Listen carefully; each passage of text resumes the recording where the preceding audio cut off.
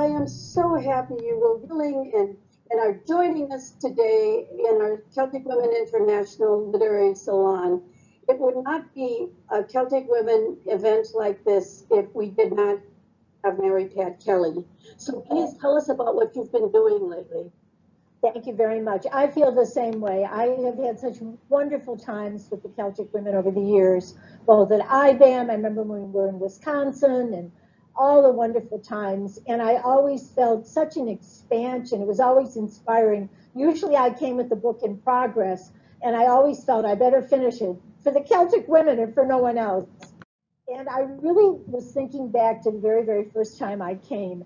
And I had come from New York. I was one of the founding members of the Irish American Writers and Artists, and one of only two women. And at our initial fundraising award ceremony, all the men on the board got up to have their pictures taken and left no room for me, didn't call me up. And it passed, and it was their wives that were very upset. But it didn't bother me at all. For one thing, I knew I was coming to the Celtic women. But my little secret was I had just come from a mammogram, and I hadn't had my mammogram for years, and I was really nervous, and everything was fine. And I could remember arriving with the Celtic women with that on my mind and sharing that, both the anger at the men and kind of laughing at how clueless they can still be, and then the great euphoria that getting a good report. And all the women understood, and we had a great moment. And I realized when I was thinking about doing this book, which is nonfiction, how loath we are often as women to share our most personal experiences. I read something interesting saying, when a man writes a nonfiction book and includes his personal experience, it's hailed as giving it depth and understanding. When women do it, then they said, well, this is a memoir. It's not, everything is then cast in the idea that if you speak about your personal experiences, it only illuminates your life. It doesn't illuminate other people's. So in this book, I both wanted to talk about some serious, almost academic things, but I also want to use my own experience. And it started out because when Frank McCourt was a great mentor to me, although that's kind of a formal word. He was more like a big brother, a good friend of my husband's, Martin's. And when I was going out with Galway Bay, he said, don't read from the book, tell the stories. They can buy the damn book and read it themselves. And as I went with the book to different places, I would tell the stories of my research. And when people said to me, how long did it take you to write? I would say 40 years, because really it all started in my first trip to Ireland in 1969. But I realized that over the years of discovering my own roots, part of what happened to me was I went from, I think is true of many Irish Americans, having a very vague notion of where we came from, to finally, after years and years and parish records and microfiche, finding my great-great-grandmother's birthplace, Honora Keeley Kelly, and she was born on the shores of Galway Bay. And that moment of standing on the shores of Galway Bay and realizing that this was the piece of Ireland that really belonged to me was very emotional. But in the process, I saw Ireland change. In 1969, for women, you could not, by law, you couldn't work outside of the home. It was in the Constitution. A married woman was supposed to stay home. There was no contraception, no divorce. And women, though they always had had an outsized role in the family, they were really trying to be kept out of public life. And in the book, I want to talk a little bit about that, about Eamon de Valera and why he was so nervous about women in the church, et cetera, et cetera. But the things that happened to me that I want to talk about in the book is I started to meet these amazing women. And one of them was Maeve Kelly, who was a wonderful writer.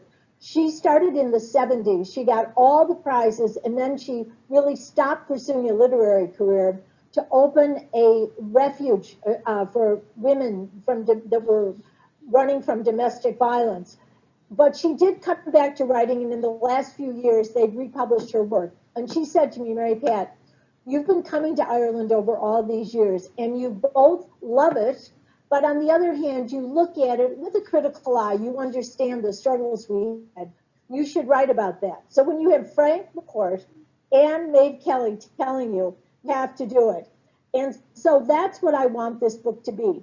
And I also am interested in why we, the Celtic women, Irish Americans, why we had such, why going to Ireland was so life changing for me and I think for many people. And I do think that part of it was because there was a spirit, a feminine spirit. I mean, after all, Ireland is named for a woman that I think spoke to us and kind of allowed us to move away from the kind of roles that women in this country had. So in Galway Bay, I was looking for Honora. I was looking for this great great grandmother that had saved her family. And really, because she escaped from the Great Starvation, I'm here, and 1,000 other people are here, including her grandson, Ed Kelly, who was the mayor of Chicago. Then in the second book, of, of Irish blood, I looked at the women from 1911 on, and my great aunt went to Paris. In real life, she was a buyer for Marshall Fields. In the book, I made her on the run from a bad boyfriend because I think discussing the struggle women had to have independent lives, becoming the new women, was interesting. But in that book, I have her meet Maud Gonne and the women that were the literary engine really of the Celtic revival. And so once again, I was thinking, these are amazing women. And I were finding in contemporary Ireland, women just like them. I mean, so I'm working away, watching as Ireland changes, as divorce comes in, as contraception, as women are working in every field. And in 1972, they finally lifted the ban in the civil service on married women. So what happens, of course, Ireland elects women. And as Mary McAlee said, it's no coincidence that the first time Ireland really became a prosperous nation is when women entered public life.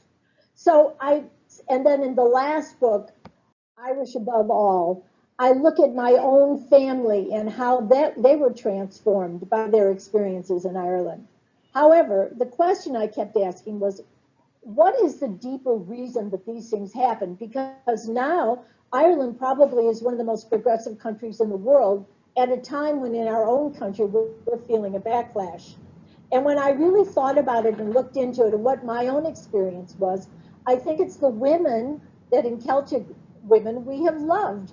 Queen Maeve, right? I mean, what other country has a woman as the hero of their national epic? And a woman that led armies and took lovers. As I say in my talk, we didn't learn about her at Marywood School for Girls. I think in much of the contemporary male literature, especially of the 20th century, women are always presented as victims. And that wasn't true. In the Irish imagination are these amazing figures. Grace O'Malley, Granny Whale. I met her descendant, a wonderful woman.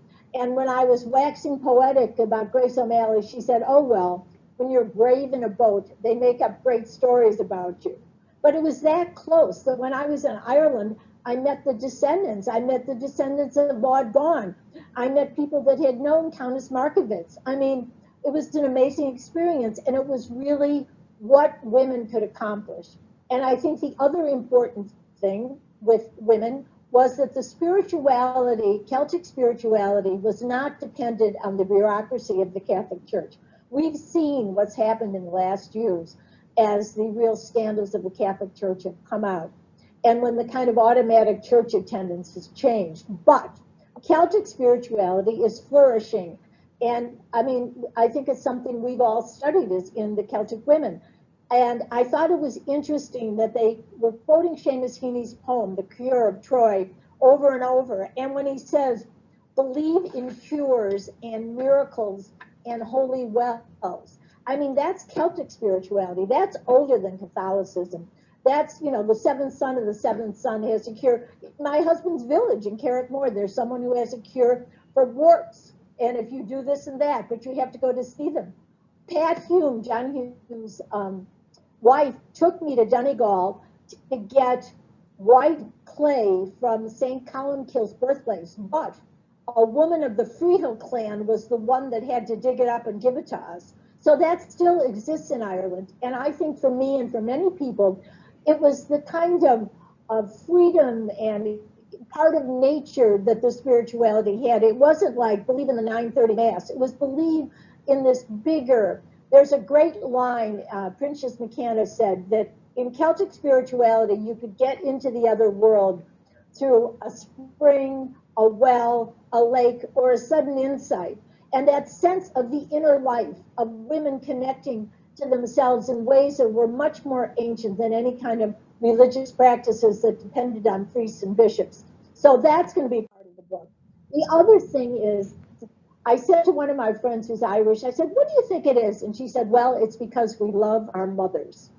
And I think there's a lot of wisdom in that. I think the Irish mother has such a central place in the culture. And I don't think she was as affected as our American mothers were by psychology. I've been watching old movies, and it's amazing how often the mother is the villain. And I think the mother in Irish family life is really still always will be the center. And when I think of what they suffered watching their children go away and never knowing their grandchildren, it'll break your heart. And I a month ago lost my mother. She was 99 and 10 months.